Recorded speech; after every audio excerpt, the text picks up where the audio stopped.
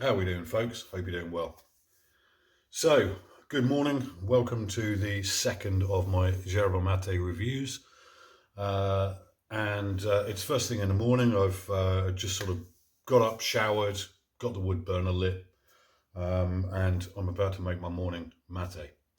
So, the mate I'm going to be reviewing today is one which I have not actually had myself for a long time, probably around, crikey, yeah, I mean, going back probably around 15 years. I think the last time I had any of this stuff off the top of my head that I remember was probably I bought in a shop in Barcelona years ago when I was there for a week or two on holiday. Um, but it's a very, very popular mate, very popular yerba, I should say. It's an Argentinian one, and it's considered to be another good entry level yerba. It's also considered to be one of the better mates in general, so it's very popular amongst people who maybe don't drink mate every day, maybe only have it sort of every so often. Um, but I have although I've got experience of this from flipping years ago because I've been a Rosamonte fiend for a very long time and didn't really step outside of that bubble. I don't know what this stuff is like. It's a long time ago. I don't remember it. So this is going to be as much of a review. It's going to be a sort of a first impressions. But the brand in question is this one here, Cruz de Malta. Very famous brand, very readily available. Pretty much anywhere mate is sold, this is one of the brands that you will find most commonly. It's an Argentinian mate, so it should be quite coarsely cut with stems and low dust. Just looking at what it says on the packet. Suave y duradera, which means smooth and strong. Hoyos grandes, so that I think means large leaves, but I'm going to double check that in a moment. So let's get into it anyway. It's first thing in the morning, so I'm preparing my morning mate. I'm going to change the camera angle, and I'll do a kind of review of this as I make the morning mate, and then I'll give you my first impressions, my first one or two cycles, and then as I drink this during the course of the morning and the day, I'll flick back on the camera and just tell you how the flavor is developing or not or whatever. Okay, so let's get into it. Okay, so the mate I'm going to be drinking out of today is one I've had for very many years. This one here is an Uruguayan or Uruguayan type of mate, and they call this, I believe, a torpedo. It's quite large, unlike a lot of the Argentinian mates, which are quite small and they have quite a closed top. This one's got quite a wide open mouth, but in any case, it's kind of one I use pretty much every day. So let's get into the mate review, the yerba review. There we go. Let's open it up first of all. I'll give you my impressions of how it smells.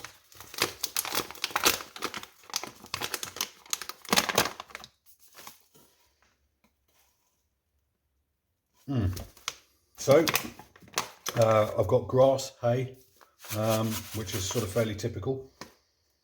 Now, if you remember in the last review I did for Playadito, I mentioned that kind of almost paint kind of smell, like a vinegary or fermented kind of smell. This doesn't seem to have that immediately on the nose.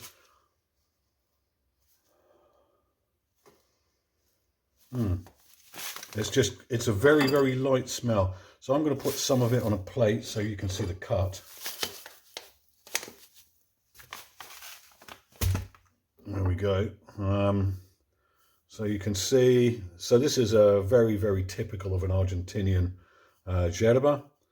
We've got a lot of these white specks here, so this is quite thick cut stem.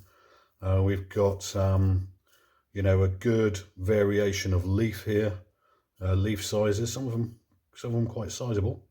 Let's have a look and see if I can pull one out. Not sure if you can see that on the camera. And just sort of going through it, pretty low dust. There's not very much dust in here at all. So yeah, it's very typical Argentinian cut, quite chunky. Now let's get it into my mate. Waste not, want not. And give it a go. So a buddy of mine, Giles, if you're watching, asked if you can have this sweet. He said he doesn't like it with, he's not keen on bitter flavours, which is fair enough. Not a lot of people are, or a lot of people are not, rather. The answer is yes, you can have this with sugar. You can have it with sugar. A lot of people, particularly in Uruguay, they will have it with fruit juice. So that's one way you can have it. They have it cold with fruit juice, and they call it tereré. But I have to admit ignorance here, because I have never, ever in my life had mate with sugar. It's said in Argentina, I believe, a common phrase is, if you like your mate with sugar, then you don't like mate. But I certainly wouldn't judge anyone on that at all.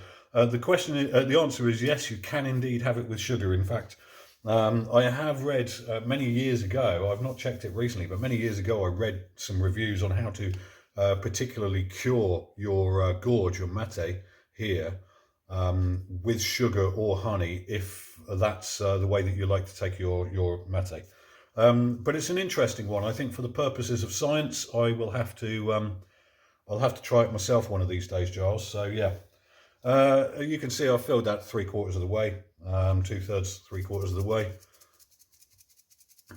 Give it the old shake, and very low dust, very, very low dust there. There's really not much dust there to speak of at all. So that's an interesting one.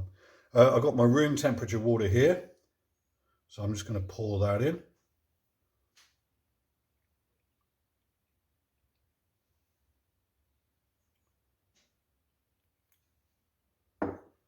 And I will set that down on my bombilla to just give it a minute to sort of moisten and swell those lower leaves and give it a base for me to get my bombilla inside. So yeah, interesting actually, really, really interesting mate this, I have to say. It's not like Rosamonte, it's not like Playadito, it's definitely different in that regard. So I'm really looking forward to trying the flavour, especially being that it's been, like I say, it's been a lot of years since I had this stuff, so I really don't recall how it is and how it differs from any other. So I'm going to be very interested to try this. But I will get back to this video in a minute after I've given this a few minutes to swell up, and I'll give you my first taste impressions with the first and second cycles.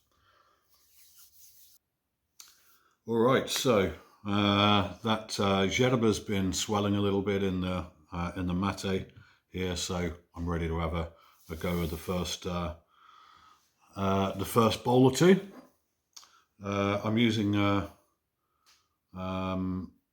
bombilla here, which is called a pico de loro, which means parrot's beak, and it's made out of what they call German silver, which is an alloy of I believe, no, it's gone.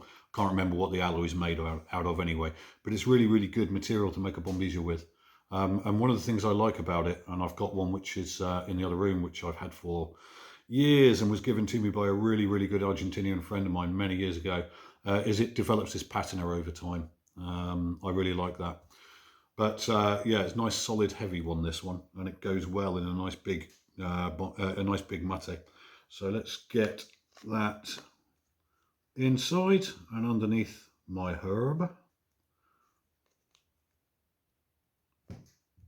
Alrighty, and give it a go.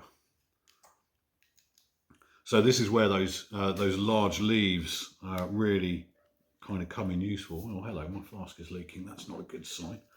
Can't have a leaky flask.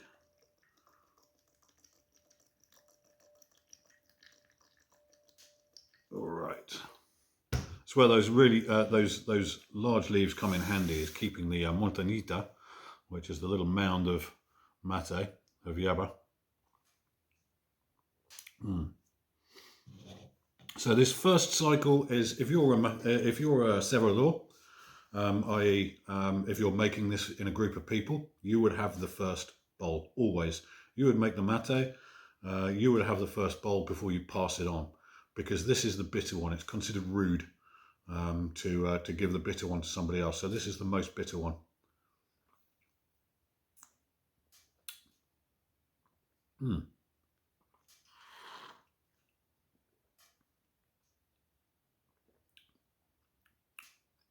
Although I have to say, really, really not that bitter.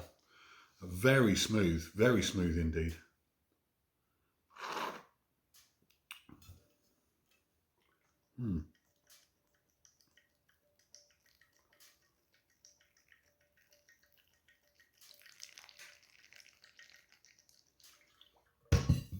Okay.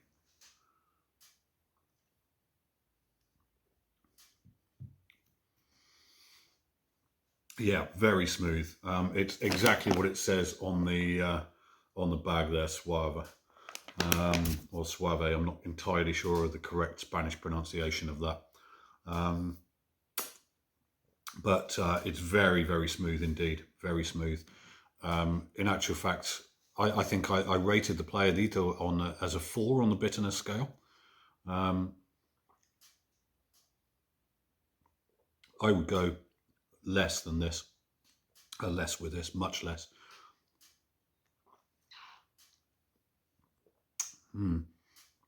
I'd actually go down to a 3 out of 10.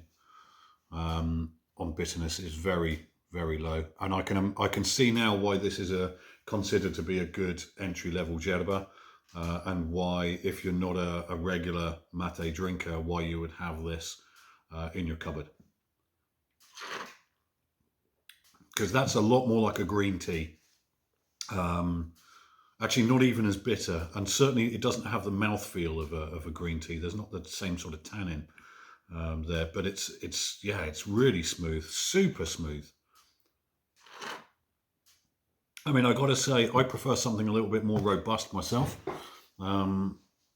So it's perhaps not a brand that I would turn to every single day. But yeah, if I was sitting down in a group, especially of English people who are not familiar with the stuff, but wanted to try it, and if I was the cerrador around a group of friends, British people that aren't familiar with yerba mate, this is definitely a brand I would think about going to, without a doubt. I think this is approachable by pretty much anyone. Yeah. So ordinarily with mate as well, you'll get a feeling in the back of your mouth. It's really hard to describe. It's like an umami kind of flavor, but also there's a smokiness, and an almost sort of a thickness in the mouthfeel, just on the back of the tongue there. I'm not even getting that with this. This is really super, super mild.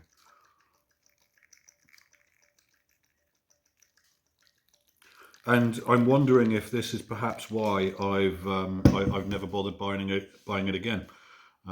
It's not unpleasant; it's very pleasant. But for me, it just doesn't hit in terms of the strength. It doesn't hit my spot. I think after I've done this review, I might actually have to make something a little bit more meaty to keep me going through my day. So what's that? Third cycle now.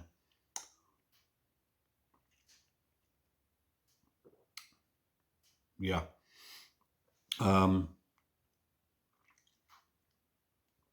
Wow, yeah, that's like super mild. I don't know what to tell you about it. It actually feels kind of almost like drinking water. I think what I'm going to do is I'm going to pour a 4th cycle in here. I'm going to let it sit for a while. I'm going to just refresh my own palate, and I'm going to come back to the flavor notes. So, first impressions, super, super smooth. I'm not convinced that this is going to last a huge amount of cycles. Generally, when we talk about what defines a yerba in terms of flavors and things like that. One of the things we look at as well is how long it lasts, how many cycles, how many pours from your flask you get before that flavor starts to wash out. This one's it's really interesting. It's not like one I've had before, that immediately springs to mind. So I'm gonna pour another bowl. What's that? Number 4. I'm just going to let it sit for a few minutes, and then I'll pick this video up again after I've had a few more cycles, and I'll update you then, folks. And then I'll give a summary. So, catch you in a moment. Right, folks. So just to wrap up this video, because it's already gotten quite long, hasn't it? But hey ho, we do what we can. I'm about sort of probably 7 or 8 cycles in now.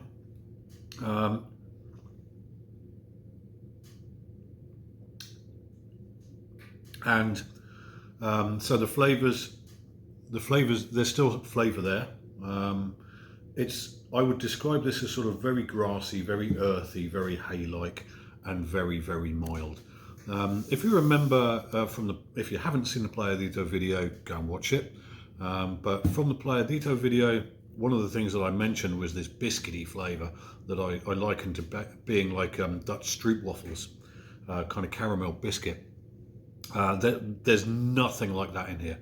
Nothing like that at all. This is pure earth, pure grass, pure hay, that sort of thing.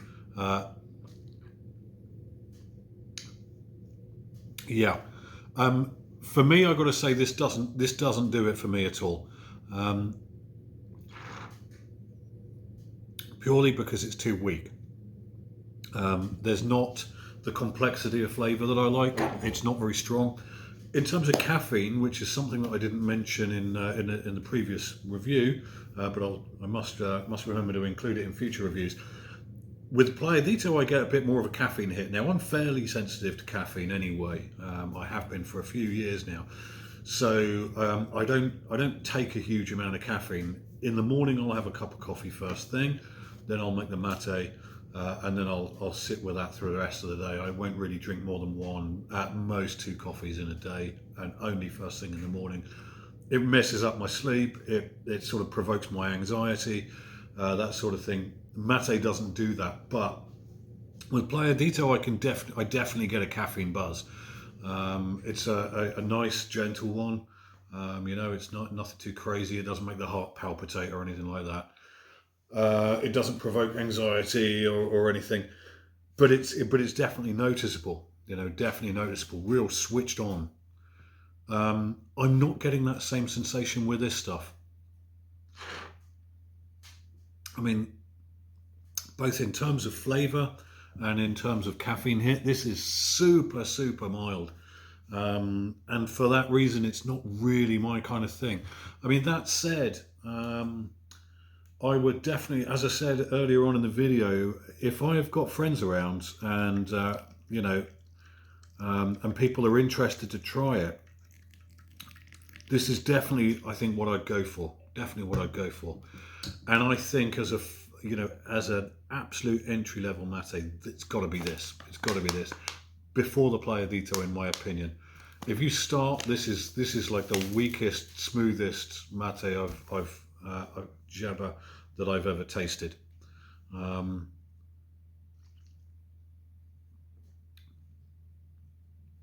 Yeah.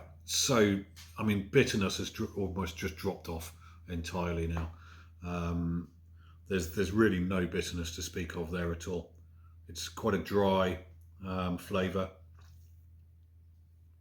As I say, not unpleasant, but not for me personally. I definitely want something a little bit stronger, a little bit more pokey, and something with a bit more complexity in the flavour. This is kind of one-dimensional. Yes, you've got some hay and you've got some earthy notes, which you'd expect of any mate, of any yerba, but there's not a heck of a lot more than that going on for me. Overall, I mean, as an entry-level mate, if you are or an entry-level Yerba, I should say, if you're just getting into it, if you just want to try it for the first time, if you're not too sure, or if you want to sort of build up your palate, as you would with the pipe tobacco, for example. You wouldn't start with pirate cake or something really heavy in latakia, or full on with the Perique. You'd start with something a bit more mild. Absolutely definitely want to start with. Absolutely definitely want to start with.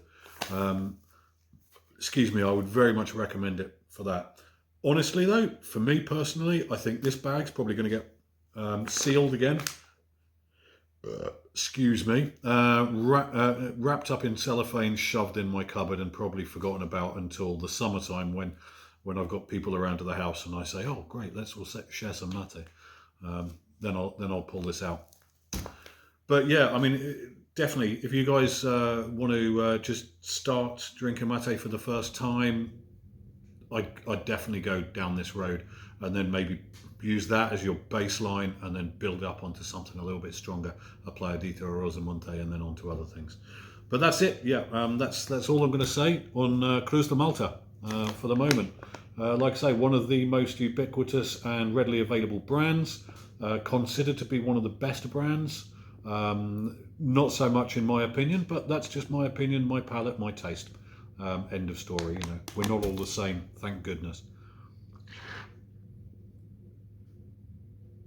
But you folks take it easy. I hope you enjoyed the review, and I'll pick up. I think the next review I do, I'm going to do something a little bit interesting that I haven't had for a long time, and that's a Brazilian chimarrão, because I've got some Brazilian erva mate, and I have not had it for a long time, so I think I'm going to go give that one a try next for the reviews. You folks take it easy. I'll catch you again later on.